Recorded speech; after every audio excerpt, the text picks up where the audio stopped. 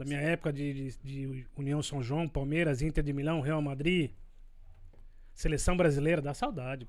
Quem sou eu pra falar alguma coisa pro Vini, pro Rodrigo, pro Militão, pro Odriozola, Roberto Carlos. Ardá, enfim. Não, mas Você é o Roberto Carlos. eu só chego no momento de crise. Deu crise, eu apareço. Entendi. Entendeu? E Real Madrid tem crise? Interna, quando acontece algum probleminha ali no clube, eu resolvo. Tá. Mas a gente não joga na imprensa. Porque Mas a imprensa não não tem que saber, o precisa. público não tem que saber. Então o Real Madrid é um clube muito organizado em relação à estrutura. Eu era um jogador franquia, então eu era treinador-jogador. Isso foi em 2000 e... Você tirava o terno e ia jogar, moleque? Não, eu joguei 2 jogos só fiz 2 jogos, depois eu coloquei... Quem que eu coloquei? O que o treinador achou? Não Vinícius. tava precisando? Eu achei que eu não precisava jogar.